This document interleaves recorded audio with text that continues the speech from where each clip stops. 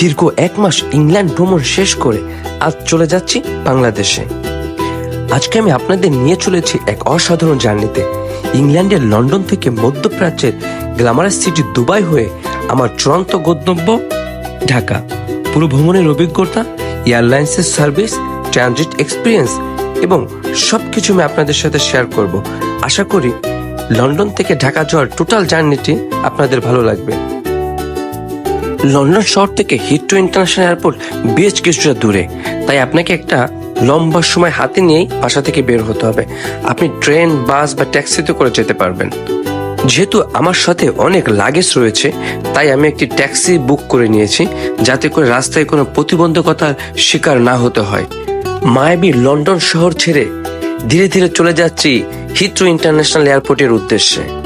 আমি এখন লন্ডনের হিথ্রো ইন্টারন্যাশনাল এয়ারপোর্টে, যেখান থেকে আমার ফ্লাইট দুবাইয়ের উদ্দেশ্যে। এখানে ইমিগ্রেশন প্রসেস বেশ সহজ, কিন্তু ব্যস্ত সময় হলে কিছুটা সময় লাগতে পারে। বোর্ডিং পাস নেওয়া হয়ে গেছে, এখন রয়েছে লাউঞ্জ এরিয়াতে। লন্ডনের হিথ্রো আন্তর্জাতিক বিমানবন্দর 1930 সালের দশক থেকে ব্রিটিশ আকাশযাত্রার কেন্দ্র হিসেবে আবির্ভূত হয়েছে। 1930-এর দশকে এটি একটি এয়ারফিল্ড হিসেবে পরিচিত ছিল, যার পরিধি ছিল খুবই সীমিত। 1944 সালে দ্বিতীয় বিশ্বযুদ্ধের পর বিমানবন্দরের উন্নতির প্রয়োজনীয়তা অনুভূত হতে থাকে। তখন হিথ্রো বিমানবন্দরকে আন্তর্জাতিক উড়ান পরিচালনার জন্য একটি আধুনিক বিমানবন্দর হিসেবে গড়ে তোলার পরিকল্পনা শুরু হয়। আজকের দিনে হিথ্রো বিমানবন্দর বিশ্বব্যাপী অন্যতম ব্যস্ততম বিমানবন্দর হিসেবে পরিচিত। এটি প্রতি বছর প্রায় 80 মিলিয়ন যাত্রী পরিবহন করে। বিমানবন্দরটি বর্তমানে 5টি প্রধান টার্মিনাল নিয়ে কাজ করে, যেখানে বিভিন্ন আন্তর্জাতিক এবং স্থানীয় উড়ান পরিচালনা করা হয়। বিমানবন্দরে এক্সপ্রেস ট্রেন সার্ভিস, বিভিন্ন সুবিধা এবং বিশ্বমানের সেবা যাত্রীদের জন্য অত্যন্ত সুবিধাজনক করে তোলে। হিথ্রো আন্তর্জাতিক বিমানবন্দরে প্রতিদিন গড়ে প্রায় 2,21,000 যাত্রী আসা যাওয়া করে।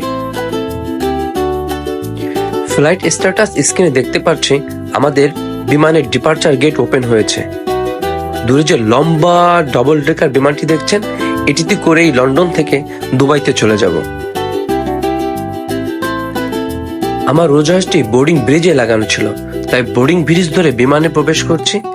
ফ্লাইট অ্যাটেন্ডেন্ট টিকিট দেখে যাত্রীদেরকে বলে দিচ্ছেন কার কোথায় সিট। বিমানটি ডাবল ডেকার বিমান, অর্থাৎ দোতলা বিমান। ডান পাশে যেই সিঁড়িটি দেখছেন, এই সিঁড়িতে করে চলে যেতে হবে বিজনেস ক্লাস বা ফার্স্ট ক্লাস যাত্রীদের। আর আমরা যেহেতু ইকোনমি ক্লাসের যাত্রী, আমরা নিচতলাতেই থাকবো। আমি আমার নির্দিষ্ট সিটের দিকে চলে যাচ্ছি। আমার ফ্লাইট এমিরেটস এয়ারলাইন্সের মাধ্যমে, যা প্রিমিয়াম সার্ভিসের জন্য বেশ জনপ্রিয়। বিমানের ইকোনমি ক্লাস হলেও আসনগুলো যথেষ্ট আরামদায়ক। লন্ডন থেকে দুবাই যেতে প্রায় 8 ঘন্টার একটি জার্নি, তাই আমি একটি স্লিপার পরে নিয়েছি, কারণ এই লম্বা জার্নিতে কমফোর্টেবল থাকাটাই জরুরি। ডিসপ্লে স্ক্রিনে দেখতে পাচ্ছি সেফটি ইনস্ট্রাকশন দিচ্ছেন, অর্থাৎ বিমান যদি কোনো অপ্রীতিকর ঘটনা ঘটে, তখন যাত্রীরা কিভাবে নিজেদেরকে সামাল দিবেন বা কিভাবে অক্সিজেন মাস্ক পরবেন সে সম্বন্ধে ছোটখাটো ব্রিফ করা হচ্ছে। ফ্লাইট অ্যাটেন্ডেন্ট বিমান উড্ডয়নের জন্য চূড়ান্ত প্রস্তুতি শেষ করছেন। আমাদের বিমানটি ইতিমধ্যে রানওয়েতে যেতে শুরু করেছে এবং আলহামদুলিল্লাহ খুব ভালোভাবেই টেক অফ করেছে। সিটের উপরে রয়েছে এমিরেটসের একটি হেডফোন এবং সিটের সামনেই রয়েছে বিশাল একটি ডিসপ্লে স্ক্রিন। এই স্ক্রিনের মাধ্যমে আপনি গান, মুভি, ডকুমেন্টারি এসব দেখতে পারবেন। এই এন্টারটেইনমেন্ট সিস্টেমে নানান দেশের নানান মুভি রয়েছে এবং সেই সব মুভিগুলো বিভিন্ন ভাষাতে রয়েছে, কারণ একটি বিমানে বিভিন্ন দেশের বিভিন্ন যাত্রী থাকে। তাদের কথা চিন্তা করে বিভিন্ন ভাষাতেই বিভিন্ন রকমের এন্টারটেইনমেন্ট সিস্টেমের ব্যবস্থা রাখা হয়েছে। বিমানে কি নির্দিষ্ট উচ্চতায় যাওয়ার পর ফ্লাইট অ্যাটেন্ডেন্টরা যাত্রীদেরকে খাবার পরিবেশন শুরু করেছেন। এমিরেটসের সকল ধরনের খাবারই হালাল, তাই আমি সবসময় চেষ্টা করি কোনো মুসলিম প্রধান দেশের এয়ারলাইন্সে যাতায়াত করতে, যাতে খাবার নিয়ে কোনো প্রকার বিড়ম্বনার শিকার না হতে হয়।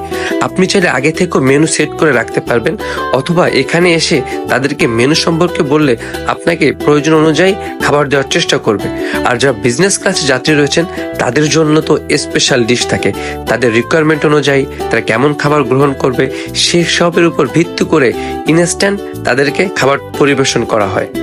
আর একটি কথা না বললেই নয়, এমিরেটস এয়ারলাইন্সে যেসব ফ্লাইট অ্যাটেন্ডেন্ট রয়েছে তারা খুবই আন্তরিক। তাদের ব্যবহার যেমন সুন্দর, তাদের দেখতেও মাশাআল্লাহ অনেক সুন্দর। ইকোনমি যাত্রীদের জন্য 2-3টি মেনু ফিক্সড করা থাকে, সেখান থেকে আপনি একটা চয়েস করে নিতে পারেন। আমি বিফ উইথ রাইস নিয়েছি। এখন দেখি খাবারের মেনুর সাথে কি কি দিয়েছে।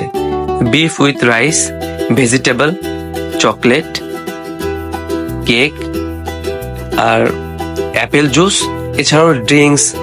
আপনি চাইলে চা, কফি অনেক কিছু নিতে পারবেন।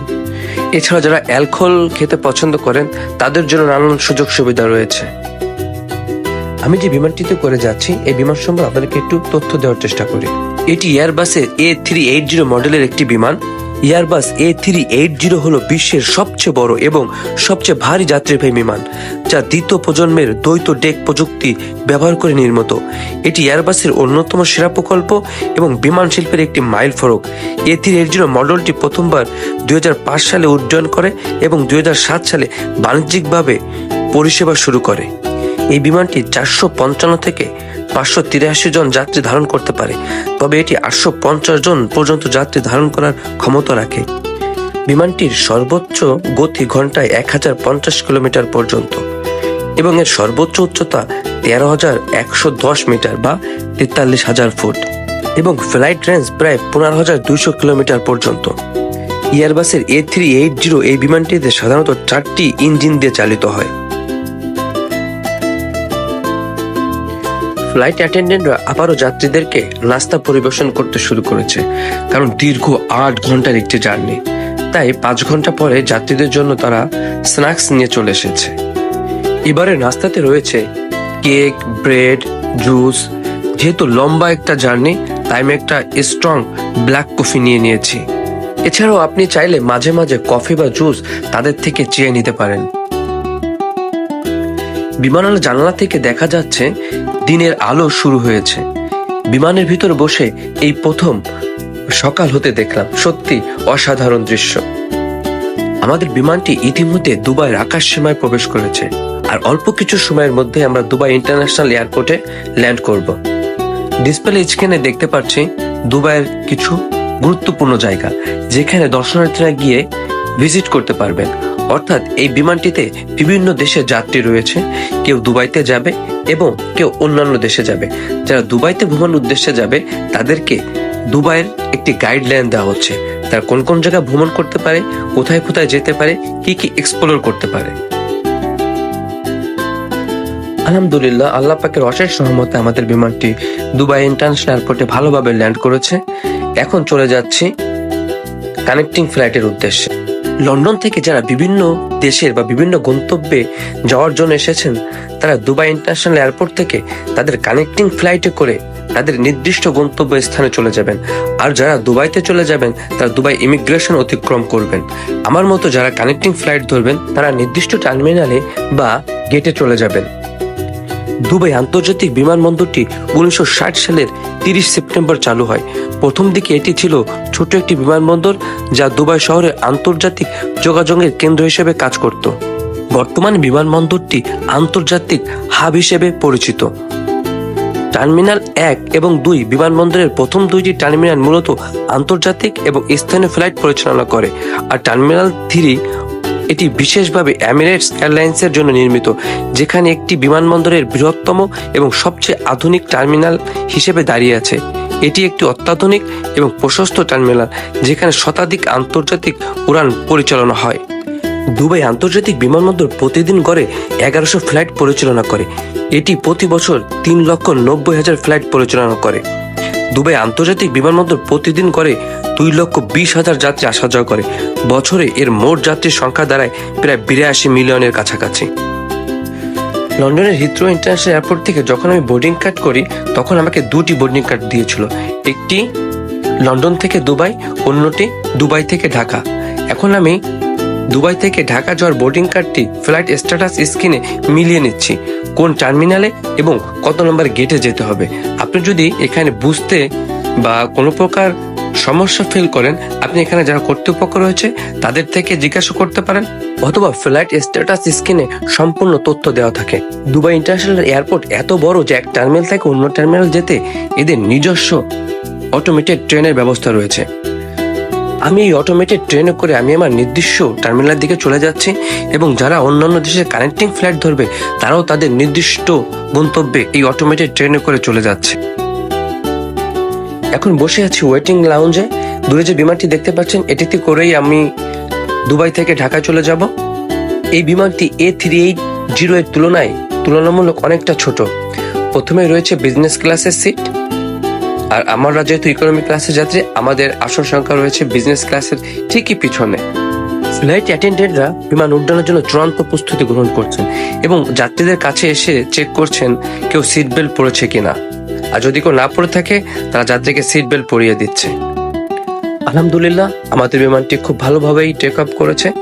আমি সবসময় উড়োজাহাজের জানালার পাশে বসতে পছন্দ করি, আর আপনারা যদি জানালার পাশে বসতে চান, যখন বুকিং কাউন্টারে যাবেন অর্থাৎ বোর্ডিং কার্ডটি হাতে পাবেন তার আগে কর্তৃপক্ষকে বলবেন আপনাকে যেন জানালার পাশের সিটটি দেওয়া হয়। যদি সিট অ্যাভেলেবেল থাকে অবশ্যই আপনারা তাকে জানালার পাশে সিট দেওয়ার জন্য চেষ্টা করবে। বিমান উড্ডয়নের বেশ কিছুক্ষণ পরে ফ্লাইট অ্যাটেন্ডেন্ট যাত্রীদের খাবার পরিবেশন শুরু করেছে। লম্বা একটি জার্নি, অত্যন্ত ক্লান্ত, এখন কোনো কিছু খেতে হবে। এমিরেটসে তো বরাবরই হালাল ফুড থাকে। আমি এবারও নিয়েছি বিফ রাইস এবং সাথে কি কি রয়েছে একটু দেখি। রয়েছে একটি বিস্কিট, ব্রেড, রাইস, বিফ, কারি, ভেজিটেবল, পানি, সফট ড্রিঙ্কস। দুবাই আন্তর্জাতিক বিমানবন্দর থেকে ঢাকা হযরত শাহজালাল আন্তর্জাতিক বিমানবন্দর পর্যন্ত পৌঁছাতে প্রায় 4.5-5 ঘন্টার মতো সময় লাগবে। জানালার পাশে বসে সমুদ্রের উপর দেখতে পাচ্ছি স্বচ্ছ সাদা মেঘ। আল্লাহর কি অপরূপ সৃষ্টি, সত্যি অসাধারণ। আমরা ইতিমধ্যে ঢাকার আকাশসীমায় প্রবেশ করেছি, আর অল্প কিছুক্ষণের মধ্যেই ঢাকা হযরত শাহজালাল আন্তর্জাতিক বিমানবন্দরে অবতরণ করব। জ্বালানিতে দেখতে পাচ্ছি চিরচেনা ঢাকা শহর ধীরে ধীরে দৃশ্যমান হচ্ছে।